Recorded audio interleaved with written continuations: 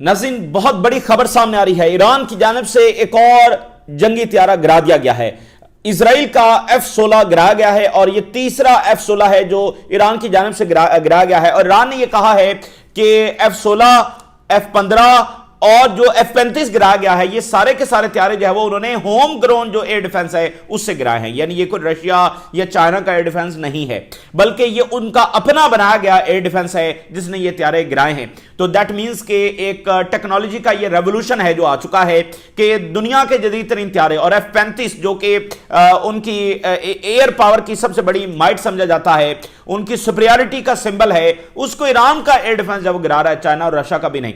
तो ये बहुत बड़ी तब्दीली है। और यानी जो F-35 लेकर बैठे हुए हैं, जो F-16 लेकर बैठे हुए हैं, जो F-15 लेकर बैठे हुए हैं, वो भी अब ये देख रहे हैं कि इनको तो ईरान गिरा रहा है, कल को ये नॉर्थ कोरिया खिलाफ, रशिया खिलाफ या चाइना खिलाफ लड़ने के लिए जाएंगे इन हथियारों के साथ, तो फिर उसका नतीजा जो वो क्या निकलने वाला है। तो दो बातें इंपॉर्टेंट है कि त्यारे का गिरना और दूसरा कौन सा एयर डिफेंस ईरान कह रहा है ये हमारा अपना बनाया हुआ है। तो ये एक और सिग्नल भी है, एक और मैसेज भी है। जो हमसार ममालिक ये सोच रहे हैं कि वो भी इस जंग में शामिल होंगे और आगे खबर काफी डेंजरस आ रही है, कुछ ममालिक इसमें शामिल होने जा रहे हैं, तो ये उनके लिए भी सिग्नल है कि अगर उनके त्यारे वहां पर आएंगे तो अगर ईरान, अमेरिका और इजराइल के गिरा सकता है तो फिर उनके भी गिरा सकता है। ठीक है, और अगर उनके त्यारे वहां पर गिरे तो फिर क्या नतीजा निकलेगा। मल्टी स्टोरी बिल्डिंग्स जब वो हिट हुई हैं मिडिल ईस्ट के इसराइल के अंदर, जो ईरान ने ताजा तरीन अटैक्स किए हैं, खासकर तल अवीव के अंदर, हाइफा के अंदर, और ईरान ने अब नई टेक्निक्स भी शुरू कर दी हैं। वो इस तरह से कि ईरान ने अभी ताजा तरीन ये तजर्बा किया है कि एक के बाद एक वेव जो है विद इन मिनट्स जो वो फायर की है, उससे उन्होंने एक सस्टेन्ड जो एयर स्ट्राइक्स हैं वो जारी रहे, इसका तजर्बा किया कि मुसलसल ही वहां पर सायरन्स बज रहे हैं, धमाके हो रहे हैं और मुसलसल वो शेल्टर्स के अंदर है, जिस तरह सस्टेन बॉम्बिंग होती है, इसका तजर्बा उन्होंने किया। हिजबुल्लाह ने 4 से 5 इजरायली बेसेस को निशाना बनाया है, 15 से 20 ऐसे गैदरिंग पॉइंट्स है इजरायली फौज के जिसको निशाना बनाया है। फिर कई मकामात के ऊपर जो ग्राउंड कन्फ्रंटेशन हो रही है वो अलग लड़ाई जारी है, बहुत सारे इजरायली टैंकों को तबाह किया गया है।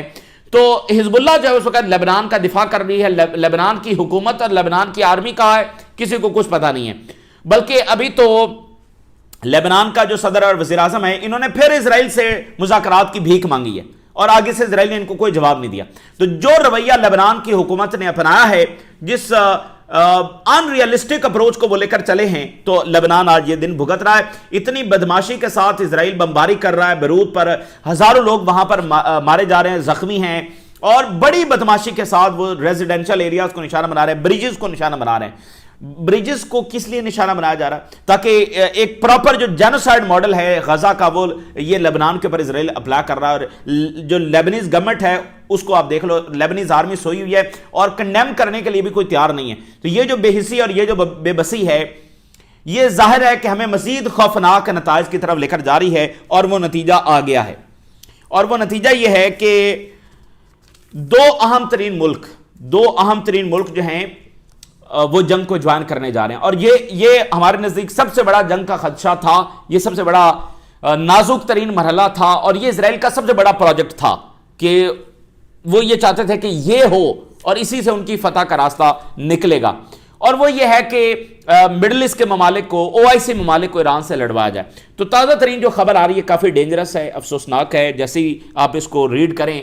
लेकिन सऊदी अरेबिया एंड UAE, ये दो ममालिक जो हैं, इन्होंने फैसला कर लिया है कि ये ईरान के साथ जंग करने जा रहे हैं। जो मीडिया रिपोर्ट्स अभी तक आ रही, मिडिल ईस्ट का मीडिया ही इसको रिपोर्ट कर रहा है, Saudi Arabia and UAE are inches closer to joining the war with Iran. अब मैं हेडलाइन भी आपके साथ शेयर कर देता हूं, और सबसे पहले इसी खबर को हम डिस्कस करेंगे क्योंकि यह सबसे ज्यादा सेंसिटिव मामला है। Saudi Arabia and UAE inch closer to supporting US Israeli war. और सऊदी अरेबिया ने मजीद एक्सेस दे दी है अमेरिका को, अपना जो इंफ्रास्ट्रक्चर है, अपनी जो बेसेस हैं, उनको इस्तेमाल करने के हवाले से। अभी तक ईरान जब वो सिर्फ उस बेस को निशाना बना रहा था जो अमेरिकी बेस है, अब ये बाकी बेसेस को भी अलाउ कर रहे हैं, बाकी अपनी लॉजिस्टिक सपोर्ट और बाकी इंफ्रास्ट्रक्चर जो है वो वाइडर एक्सेस इन्होंने अमेरिका को दे दी है, अकॉर्डिंग टू मीडिया रिपोर्ट्स। अब टर्की का मीडिया इसको कंफर्म कर रहा है। Saudi Arabia expand US bases, Saudi Arabia expand US base access उन्होंने बढ़ा दी है। UAE prepare for month long Iran war. UAE कई महीने ईरान के साथ जंग करने की उसने फैसला कर लिया है। वो अमेरिका के साथ और यानी दोनों, और यूएई ये बाकायदा बता भी रहा कि ये जंग कितनी लंबी चलेगी, कई महीने चलेगी। Prepared for a prolonged war और they are ready for a war lasting up to 9 months. अब ये भी टाइम फ्रेम आ गया, कम से कम 9 महीने तक वो कह रहे हैं कि हम इस जंग के लिए अब तैयार हो चुके हैं। और जो यूएई के सदर हैं उन्होंने ये कहा है टू द नेशन के इन अ टाइम ऑफ वॉर, ये पहली बार उन्होंने ये वर्ड इस्तेमाल किए हैं कि we are in a state of war, in a time of war, ये उन्होंने अल्फाज इस्तेमाल किए। 9 महीने के लिए वो ईरान के साथ जंग करने जा रहे हैं। और यूएई ने यह भी सिग्नल किया है कि वो अमेरिका को प्रेशराइज नहीं करेगा कि इस जंग को रोका जाए, बल्कि वो अमेरिका के साथ मिलकर जंग करने जा रहे ईरान के साथ। देखिए अब यहां पर दो इंपॉर्टेंट चीजें हैं, दो ऑप्शंस हैं गल्फ ममालिक के पास। एक ऑप्शन यह है कि वो अमेरिका को प्रेशराइज करें कि ये जो जंग उन्होंने छेड़ी है, जो आप देखें यूएई से, सऊदी अरेबिया से, कतर से, ये जो बहुत सारे ऑफिशियल्स ने बात की, साबका कतर के प्राइम मिनिस्टर ने बात की कि हमें पता है कि जंग किस लिए छेड़ी गई है और हमें आपस में लड़वाना इनका मकसद है। इसमें ना गल्फ बेनिफिशियरी है ना ईरान बेनिफिशियरी है, बल्कि तल अवीव बेनिफिशियरी है इस सारी जंग का। तो ये बातें उनकी जानिब से आई। यूएई के ऑफिशियल्स ने यह कहा कि ट्रंप को किसने हक दिया हमारे इस रीजन में जंग छेड़ने का, ठीक है, ये बातें होती रही। तो दो ऑप्शंस थे कि वो अमेरिका को प्रेशराइज करते कि इस जंग को रोका जाए, वो कहते हैं कि भाई हम इन्वेस्टमेंट्स नहीं देंगे, व्हाट्सएवर, जो भी, वो एक फोन करते हैं ट्रंप को कि भाई ये इस जंग को जब वो रोका जाए। दूसरा ऑप्शन उनके पास ये है कि वो अमेरिका के साथ मिलकर ईरान को तबाह करें और ईरान को जब सरेंडर पर मजबूर करें या फिर इसको ईरान को मुकम्मल तौर पर तबाह बर्बाद कर दें, क्योंकि ईरान ये डिमांड कर रहा है कि भाई अमेरिकी फौजी अड्डे जब वो यहां से खत्म होंगे, ठीक है। तो यानी फिर ईरान की ये बात मानना पड़ेगी ना कि अमेरिकी फौजी अड्डे खत्म करने हैं, तो या तो वो इस तरफ जाएं, वो इस तरफ नहीं जा रहे। दूसरा ऑप्शन ये था कि वो अमेरिका के साथ मिलकर ईरान को ही तबाह कर दें जो ऐसी डिमांड कर रहा। तो उन्होंने दूसरा ऑप्शन लिया है कि वो अमेरिका के साथ मिलकर ईरान के साथ लड़ेंगे और ईरान को तबाह करेंगे, देन फिर होप करेंगे कि अमेरिका उनके साथ अच्छा तामुन करेगा, उनको भी हिस्सा देगा और फिर वो मिलजुल कर मिडल ईस्ट के जो अफेयर्स हैं वो चलाएंगे। ये दूसरा ऑप्शन जब उनकी जानिब से दिया गया है। अब उनकी अपनी पॉलिसी, अब इसमें जब वो क्या कहा जा सकता है, इसको जरा और अंदाज में हम समझते हैं। ऑयल की प्राइसेस कहां पर है? ऑयल की प्राइसेस जब वो $175 पर बैरल, ये जनाबे अली यूनाइटेड एयरलाइंस के जो सीईओ हैं उन्होंने वार्न किया कि ये $175 पर बैरल हो सकती हैं। और सऊदी अरेबिया ने यह वार्न किया है कि ये $180 पर बैरल हो जाएंगी अगर अप्रैल के दौरान भी ये जंग जारी रही। $180, ज़्यादा दुनिया की इकॉनमी उसको अफोर्ड नहीं कर सकती है। तो ये कई महीनों की जंग लड़ने जा रहे हैं ईरान से, और उसका मतलब क्या है कि ईरान को मुकम्मल तबाह बर्बाद, बिल्कुल फ्लैट किया जाएगा, बिल्कुल खत्म किया जाएगा और सरेंडर करवाया जाएगा, या सरेंडर नहीं अगर करवाया जाता तो बिल्कुल इतना तबाह कर दिया जाएगा कि वो फिर मिसाइल और ड्रोन जब वो लॉन्च ना कर सके। तो ऑयल प्राइसेस अगले महीने चली जाएंगी 180। तो फिर इसके अलावा जो स्ट्रेट ऑफ होर्मुज़ है वो सिर्फ ऑयल का मामला नहीं है, बल्कि उससे फर्टिलाइजर जाते हैं। तो अमेरिका के farmers, European farmers, Australian farmers और बाकी सारी दुनिया की, वो इससे मुतासर होने जा रहे हैं, ठीक है ना। और उसके अलावा बाकी जो सप्लाई चेन है वो यहां से गुजरती है, तो वो दुनिया मुतासर होने, दुनिया की इकॉनमी का अगले महीनों में भुरकस निकल जाएगा अगर ये फैसला कर लिया गया कि ये लड़ने जा रहे हैं। यानी ये ममालिक अपना मफाद इसमें देख रहे हैं कि ये लड़ने जा रहे हैं, यानी एक तरफ अमेरिका ग्राउंड अटैक करने आ रहा है और उसमें ये ज्वाइन गालबन करने जा रहे हैं। यही बात होगी ना, फिर लड़ाई तो फिर इसी तरह से होगी। अच्छा, अब उसके बाद क्या होगा? सपोजेडली इन्होंने अमेरिका के साथ मिलकर ईरान को तबाह कर दिया, इन तमाम महीनों में इनका कितना भुरकस निकल चुका होगा, इनकी इकॉनमीज का और वर्ल्ड इकॉनमीज का। देखें अभी तक ईरान ने इनको हिट नहीं किया है, अमेरिकी बेसिस को निशाना बनाया, इनकी बेसिस को भी निशाना नहीं बनाया, इनके एनर्जी इंफ्रास्ट्रक्चर को निशाना नहीं बनाया, जो वाटर डिसैलिनेशन प्लांट्स है उनको निशाना नहीं बनाया। तो अब जब ये बरहराज जंग में जाएंगे तो फिर ईरान किसी और तरीके से बिहेव करेगा। दूसरी बात आप जरा देखें कि जंग बिलफर्ज ये जीत गए, जंग जीत गए, जिसका कोई चांस नहीं, क्योंकि ये इतनी महंगी जंग होगी कि इसकी जीत ही बेमानी हो जाएगी। जब तक ये ईरान को तबाह करेंगे, जितनी तबाही इधर आ चुकी होगी वो फिर एक अलग कहानी है। लेकिन अब जरा एक और बात सुन लें, यूरोप क्या कर रहा है? यूरोप चूंकि इसमें बहुत सफर होने वाला है, यूरोप की जो गैस जरूरियात हैं वो नॉर्वे से आती हैं, 50% वो नॉर्वे से आ रही हैं। और उसके बाद अमेरिका से आ रही हैं और कुछ रशिया से आ रही हैं एंड 10 to 15% जो वो गल्फ से आ रही हैं। यूरोपियन स्ट्रेटजी क्या है? यूरोपियन स्ट्रेटजी ये है कि 2027 तक जो है वो रशिया से जितनी भी एनर्जी आ रही है उसको खत्म किया जाए, रशिया पर डिपेंडेंस खत्म की जाए। 2028 से 2030 तक जो गल्फ से एनर्जी आ रही है उसको भी खत्म किया जाए और तमाम की तमाम जो एनर्जी है वो 3 जगहों से आए, नॉर्वे, अमेरिका एंड कनाडा। इन 3 मुल्कों से यूरोपियन जो एनर्जी डिमांड है और इसके साथ साथ पूरे कॉन्टिनेंट में जो रीन्यूएबल एनर्जी है उसके स्ट्रक्चरल चेंजेस भी किए जाएं ताकि रीन्यूएबल एनर्जी भी हो और बाकी जो गैस और ऑयल आ रहा है तो वो इन 3 मुल्कों से आए, रशिया से भी ना आए और गल्फ से भी ना आए। तो जब ये ईरान से लड़ रहे होंगे और अपना भी नुकसान कर रहे होंगे और अपनी इकॉनमी का भी, तो उधर ज़ाहिर वर्ल्ड इकॉनमी का भुरकस जो निकलेगा वो निकलेगा। लेकिन मैं कह रहा हूं कि 2-3 साल बाद दुनिया कहां खड़ी होगी? दुनिया वहां खड़ी होगी कि अमेरिका गल्फ की एनर्जी को बाईपास कर चुका होगा, यूरोपियंस गल्फ की एनर्जी, जो गल्फ का जो मेन मॉडल ऑफ रेवेन्यू है वो उनका इनके ये वाला है ना, एनर्जी को बेचकर, ऑयल तेल को बेचकर, गैस को बेचकर कमा रहे हैं ना पैसे। तो यूरोपियन मार्केट तो उनके हाथ से जा चुकी होगी और ले कौन चुका होगा? अमेरिका। तो ये अमेरिका के साथ मिलकर जंग लड़ेंगे और उसके बाद क्या होगा? 2-3 साल बाद दुनिया कहां खड़ी होगी कि इनको अमेरिका बहुत सारी मार्केट से रिप्लेस कर चुका होगा। अब ये हवाई बातें नहीं कर रहा, आपके सामने ये सारी हेडलाइंस पड़ी हुई हैं। तो बाय द एंड ऑफ 2027 यूरोपीय union is committed two phase out all remaining Russian energy supply. ठीक है ना, 2027 तक उनका प्लान यह है कि रशिया से फारिग हो जाए।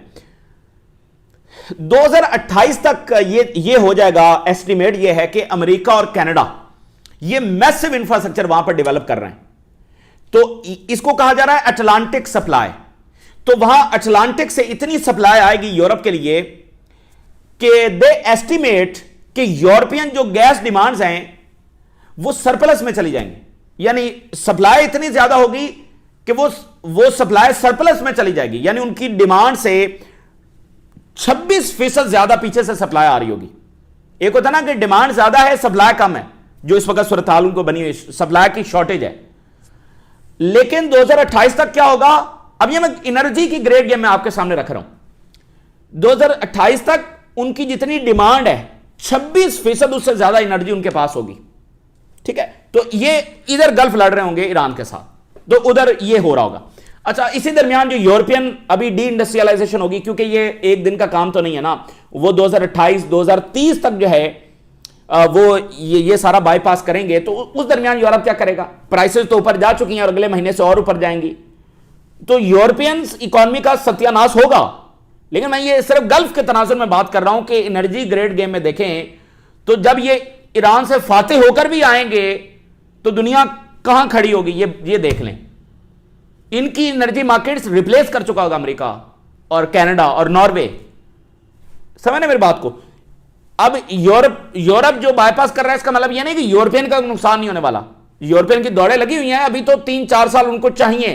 3-4 साल वो क्या बैठकर करेंगे? तो उनको तो बड़ा नुकसान होने वाला है, बहुत शदीद नुकसान होने वाला है, डी इंडस्ट्रियलाइजेशन, और बहुत बहुत भुरकस निकलेगा। बट गल्फ का क्या मफाद है, ये हम तो इसको फिगर आउट कर रहे हैं। तो अगर ईरान ने फिर इनके टारगेट्स को हिट किया, इनकी बेसिस को हिट किया, डीसैलिनेशन प्लांट्स तक बात चली गई एंड व्हाट्सओएवर, जो इंतहाई खौफनाक है, जिसको नहीं होना चाहिए, ये बिल्कुल ओआईसी वर्ल्ड की स्ट्रेटजिक गलती होगी। ना ईरान का इसमें मफाद है, ना सऊदी अरेबिया का है, ना यूएई का है, ना तुर्की का है, एंड पाकिस्तान। अगर सऊदी अरेबिया जंग में जा रहा है तो सऊदी अरेबिया का पाकिस्तान को साथ लेकर जाएगा। पाकिस्तान के ऊपर हम स्पेशल कुछ वीडियोस करेंगे कि क्या पाकिस्तान का इसमें मफाद है ईरान के साथ जाने में। ज़ाहिर है पाकिस्तान की जो लीडरशिप है वो जानती है उनका मफाद क्या है, और जब वो फैसला करेंगे तो उम्मीद है कि वो पाकिस्तानी मफाद में ही ज़ाहिर करेंगे।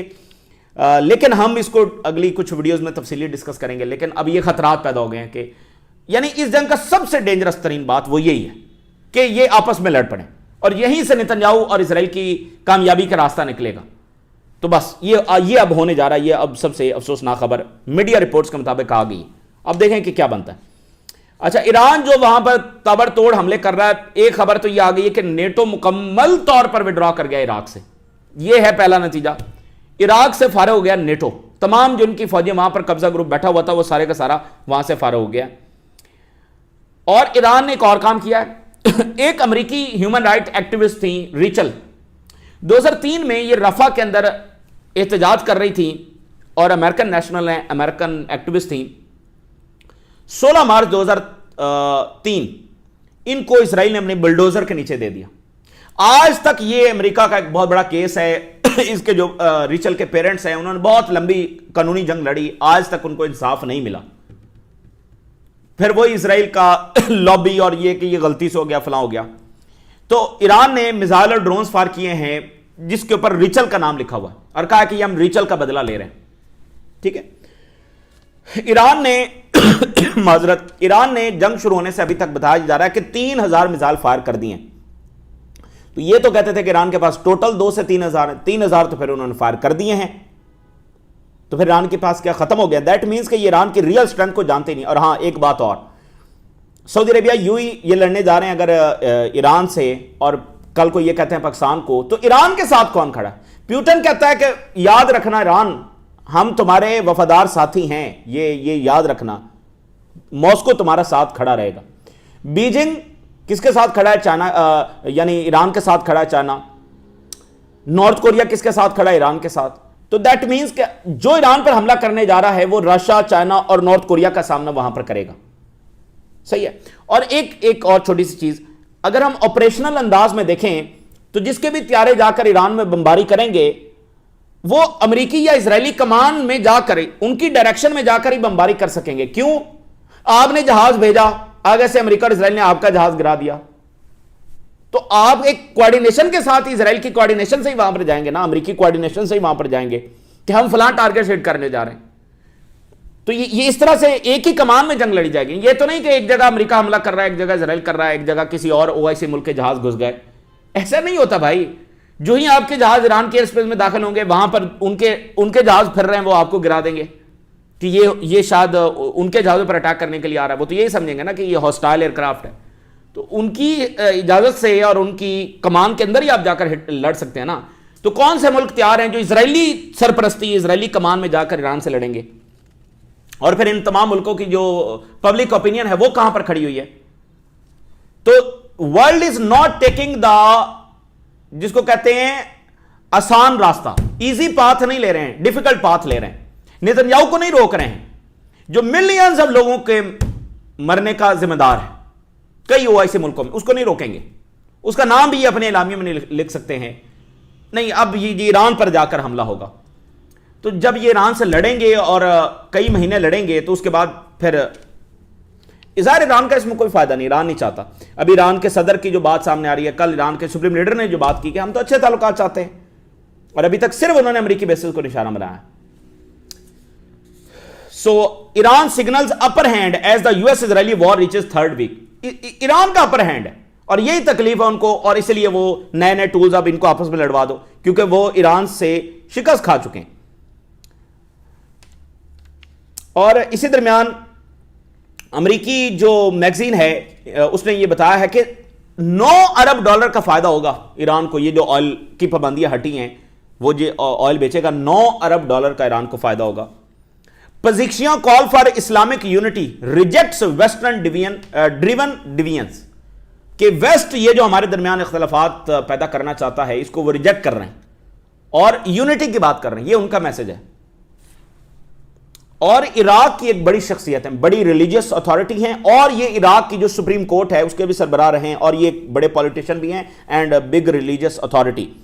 अल हाकिम ने शदीद तनकीद की है ऑन ईरान वॉर, और इन्होंने भी ओआईसी वर्ल्ड की यूनिटी की, सबके इकट्ठे होने की जो बात की है, और इन्होंने कहा है कि ये एक इलीगल वॉर है, अनजस्टिफाइड वॉर है जो ईरान के ऊपर मुसल्लत की गई है। इससे जो रीजनल स्टेबिलिटी है वो भी खतरे में है, खित्ते का अमन जब वो खतरे के अंदर है। और जिस तरह से तल अवीव और वाशिंगटन वेस्ट एशिया यानी मिडिल ईस्ट को डिस्टेबलाइज कर रहे हैं, इसके खिलाफ सबको खड़े होने की जरूरत है। और उन्होंने कहा कि सैयद अली खामनाई को जो निशाना बनाया गया, इसके बहुत बड़े कॉन्सिक्वेंसेस जब उठाना पड़ेंगे। तो और उन्होंने कहा कि इंटरनेशनल जो रिस्पॉन्स है वो इंतहाई मायूस करना है। इंटरनेशनल कम्युनिटी तमाशाई, खामोश तमाशाई बन चुकी है। और ये जो उनकी खामोशी, अब ये बात देखें, ये जो उनकी खामोशी है कि वो इसराइल और अमेरिका को नहीं रोक रहे, इसके नतीजे में मजीद जंगें होंगी, मजीद मामला खराब होंगे। तो दुनिया वो अप्रोच नहीं ले रही, बल्कि अप्रोच ये ले रही है कि ईरान पर हमला कर दो। आप इस सर्कस का अंदाजा लगाएं। एक मुल्क पर हमला हुआ है, उसके लोग मारे जा रहे हैं, वो अब आगे से अपना दिफा कर रहा है, तो सब उस पर हमला करने जा रहे हैं। और ये लॉजिक कि भाई वो सिर्फ इसराइल पर हमला क्यों नहीं कर रहा, अमेरिका पर हमला क्यों नहीं कर रहा? और भाई अमेरिका पर कहां हमला करे? जहां पर उसकी बेसेस हैं उसी को हिट करेगा ना, जो बेसेस के जरिए अमेरिकी मिलिट्री मशीनरी ऑपरेट कर रही है। ये खला से तो अमेरिकी तैयारे नहीं आ रहे हैं, तो कहां ईरान हिट करे? तो ये अजीब सर्कस है जो हम इस वक्त देख रहे हैं। और यही सर्कस जो है वो दुनिया को मजीद डिस्टेबलाइजेशन की तरफ लेकर जा रही। इतना भुरकस निकलने वाला है अमेरिकी और दुनिया की इकॉनमी का, इतना नुकसान होने वाला है दुनिया को कि आप अंदाजा भी नहीं कर सकते। पिछली वीडियो में हमने आपको बताया ना, जो चाइनीज प्रोफेसर कह रहे हैं कि कहत और डी इंडस्ट्रियलाइजेशन, और लोग इवन शहरों से वापस गांव में जाएंगे और वहां खेतों में जाकर काम करेंगे। फूड प्राइसेस बहुत ऊपर जाने वाली है, फूड शॉर्टेज होने वाली है, बहुत कुछ खराब होने वाला है, क्योंकि दुनिया, आज की दुनिया बहुत ज्यादा डिपेंडेंट है एक दूसरे के ऊपर। हिजबुल्लाह ने कन्फ्रंट किया इजरायली फोर्सेस को, और इसके अलावा डायरेक्टली जब वो इंगेज किया है ग्राउंड के अंदर जो लड़ाई हो रही है, और रॉकेट बैराजेस जो वो फायर किए हैं बहुत सारी उनकी बेसिस को, और 15-20 ऐसी लोकेशंस हैं अलोंग द बॉर्डर जहां पर उन्होंने जो वो हिट किया है। तो ये इस वक्त की बड़ी अहम तरीन जो खबरें हैं वो सामने आ रही हैं। और खुद इजरायली जो जनरल है वो क्या बात कर रहा है? इजरायली जनरल ये कह रहा है कि Israel risk long war on Lebanon without strategy. कोई स्ट्रेटजी नहीं है, कोई प्लानिंग नहीं है, और कोई क्लियर विजन नहीं है। और ये कौन बात कर रहा है? जो प्लानिंग डिवीजन का साबका सरबराह है, इजराइल का साबका बड़ा जनरल है, प्लानिंग डिवीजन का जब सरबराह है, उसने कहा हमें एक ऐसी लीडरशिप चाहिए जो खोखले प्रोमिसेस और मुसलसल जंगों में हमें ना लेकर जाए, बल्कि वो रियल सेफ्टी जो इजराइल की है वो उस पर ध्यान दे, और कॉन्सिक्वेंसेस होंगे इस तरह की जंगों में मुसलसल जाने के विदाउट अ क्लियर विजन। तो ये उनके जनरल्स बात कर रहे हैं। तो यहां पर आप देखें ना कि वो हार चुके हैं, इसलिए आप वो दूसरे टूल्स इस्तेमाल करने जा रहे हैं, इनको लड़वा दो, ये इसलिए इस्तेमाल करने जा रहा है। पहले इजराइल आकर हमला किया, फेल हो गया, फिर अमेरिका और इजराइल दोनों आए, फेल हो गए। अब कह रहे हैं नहीं गल्फ भी आएगा। भाई गल्फ आएगा तो इट्स मीन के वो फेल हो गए हैं, तो ये वाला टूल इस्तेमाल करने जा रहे हैं ना। वरना गल्फ ने इराक पर जाकर तो हमला नहीं किया था, अफगानिस्तान पर जाकर तो नहीं किया था, लिबिया पर जाकर तो नहीं किया था। फिर यहां क्यों कह रहे हैं कि गल्फ आए? लिंडसे ग्राहम वो कब से वहां पर चीखो पुकार कर रहा है, तो फेल हुए हैं ना, तो तभी इनको कह रहे हैं कि जाओ लड़ो। तो बहरहाल अब ये सूरत हाल है जनाब अली, और मुश्किल तरीन टाइम से हम गुजर रहे हैं। और हम तो पिछले कई महीनों से यही बात कर रहे थे कि सबसे सेंसिटिव टाइम ये होगा। अब इससे ओआईसी ने निकलना था, लेकिन निकलती हुई अनफॉर्चुनेटली ऐसा लग रहा है कि वो तो उसी ट्रैप में जा रहे हैं। बहरहाल देखेंगे। ये ताज़ा तरीन डेवलपमेंट्स हैं जो आपके साथ शेयर किया हमने। राज रोगा करें इजाज़त दीजिए। अल्लाह हाफिज़।